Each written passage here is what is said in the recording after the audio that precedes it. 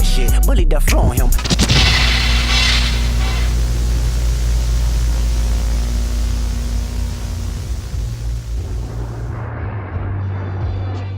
Well, the PS5 Pro was just announced and everyone hates it. Sony has done it once again by charging an outrageous price for what seems to be a slight upgrade, as I don't know if you can even call it that, but all I can say is they have definitely lost their marbles.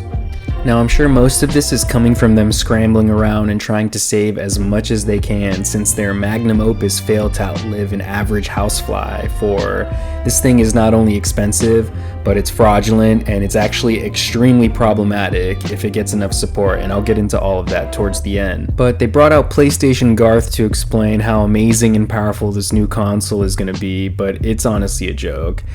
They have the beautiful Sony animations that I honestly do love watching, but these console clones are tripping.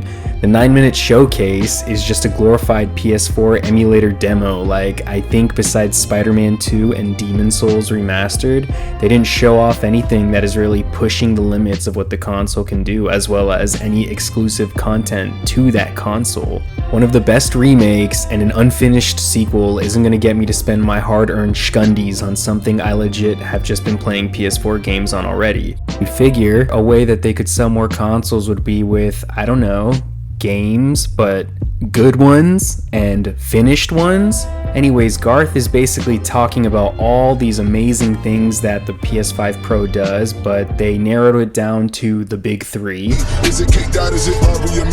We the big three like we started a league. And what those three things are is, one, they added a better GPU and more RAM for faster loading and rendering, which is nice, but it's not even a half step of an upgrade. Another thing is that it has advanced ray tracing, which again is also nice, but then they hit you with this BS called PlayStation Spectral Super Resolution, or PISR for short, but it's honestly just modern day blast processing. The Sega Genesis has blast processing. Super Nintendo doesn't. So what's blast processing do?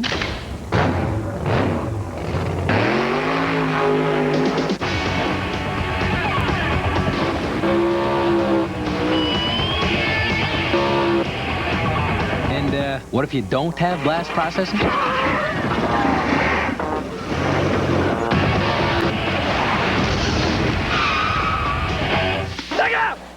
Like, the example they show is so ridiculous because they use this super low quality image of Ratchet, and when they add their snake oil, I mean PSSR, it clears up his face so that it looks better. But then they zoom out and it's like, bro, it's 5% of the screen. How clear does it need to be? Can you even notice this without really looking hard for this detail? They show us how much better the greatest sequel ever made looks running on the new console as compared to the disgusting regular PS5 version. And yeah, it does look smoother and higher quality, but motion blur is on by default, so you're not even gonna notice any of this stuff. Like, is this type of upgrade really worth the price?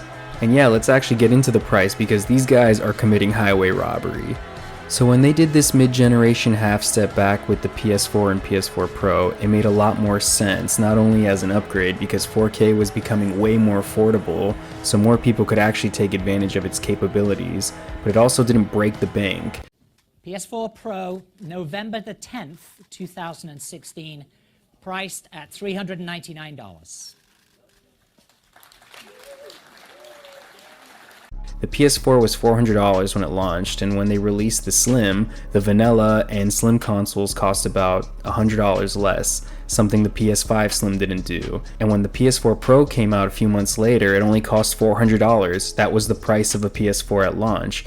It was a fair price trade-off for a reasonable upgrade, whereas when it comes to the PS5, they legit have zero idea what they're doing. This upgraded console costs $700, so not only is it not as much of a difference spec-wise, but it also costs $200 more than the base model, which also didn't get a price cut, by the way. Like, if I'm being real, the only reason I had a PS4 Pro was because of this beautiful thing, and even when I had it, the TV I was playing it on looked like this.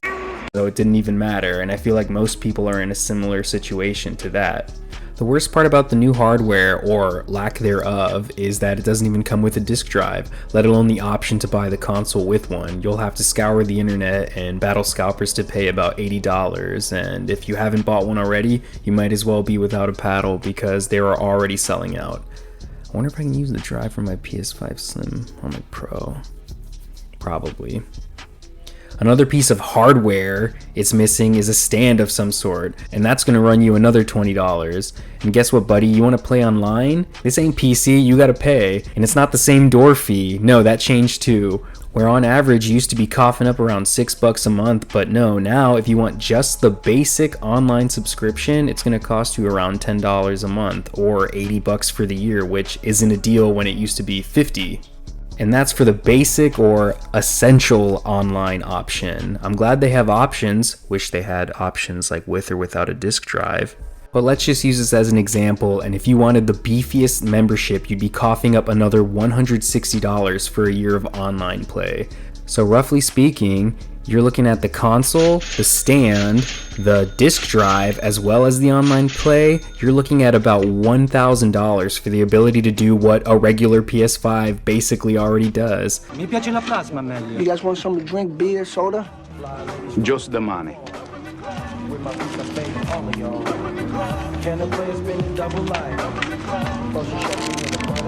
10%, right? 7,500. It's all there.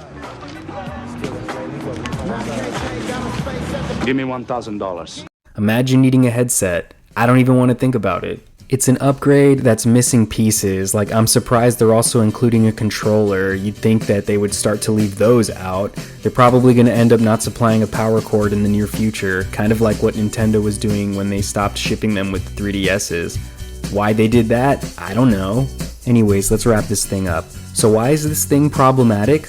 Multiple reasons, but the big three has got to be that one, not only is this thing setting a stupid precedent as if people really need to be spending $700 on a console, but this is just Sony really trying to finesse our money. Like, they noticed scalpers making double on what the PS5s were making when they first came out, so why don't they just cut out the middleman and scalp their fans instead?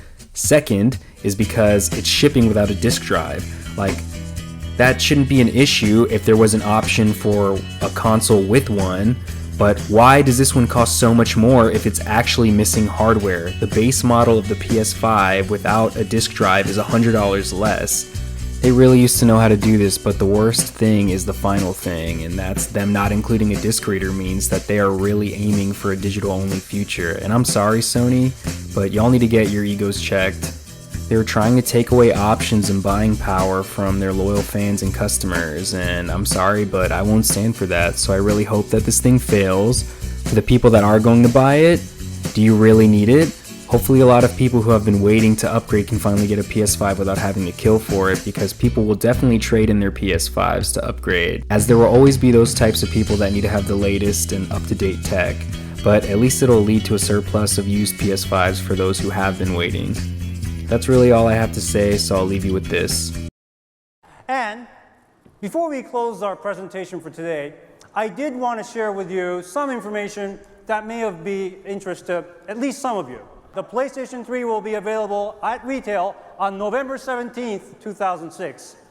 The 20 gigabyte PlayStation 3 will retail for $499 US and 549 Canadian dollars. And the 60 gigabyte PlayStation 3 for $599 US, $659 Canadian. Thank you.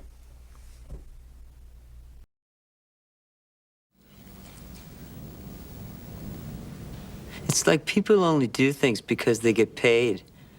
And that's just really sad.